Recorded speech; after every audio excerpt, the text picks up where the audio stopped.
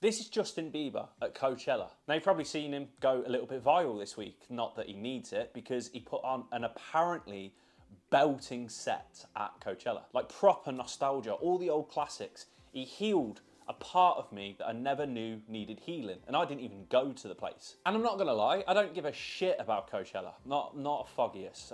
Honestly, I don't think it's even a festival, to be honest with you, because a festival is sitting in your own filth for about a week, watching someone in a K-hole just round the corner. Now here's the funny part, from what I've seen, it's probably actually the most profitable set that's ever been done in Coachella. Because let's be honest, what did he actually need? He needed a laptop, YouTube Premium, and a couple of bits and bobs. And that's about it. No crazy production, nothing mad. He didn't try to reinvent the wheel. It was just about him, his old songs, the crowd, just the basics. And he made absolute bank from it. Now you might be thinking, Kieran, what the hell does this have to do with fitness, nutrition, or getting into shape?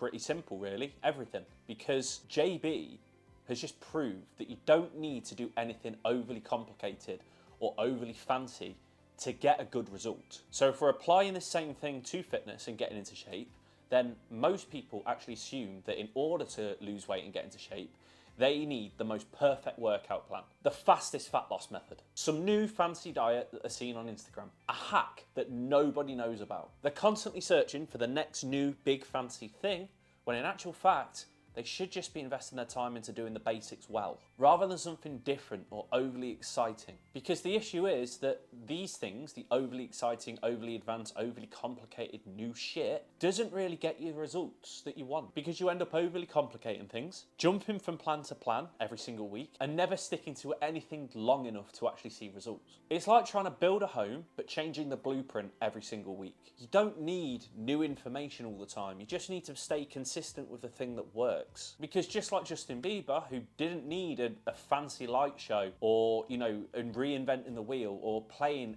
loads of his new stuff or releasing his new album on stage or anything that all of these other acts may have done. He just needs to do this stuff that worked in the past and that always works. The basic shit that works for everyone. And no, it's not sexy. It's not. I really do get that. It's not groundbreaking and it's not gonna go viral, but it works every single time, without fail, provided you do it consistently enough. We're talking create a calorie deficit. Ideally moderate to begin with to ease into it, and then if you find it okay, start to get a little bit more aggressive with it. Train consistently. You only really need to go in 3 times a week at the very minimum, but just try and do it consistently and try and consistently work on progressing yourself as well. Getting enough protein in. Start out at 1 gram per kilogram of body weight per day before updating it to 1.2, 1.4, and then trying to hit that mythical 1.6 average. And moving more day to day. Look at your current step count and think to yourself, how can I improve that by 1,000 a day? That's it.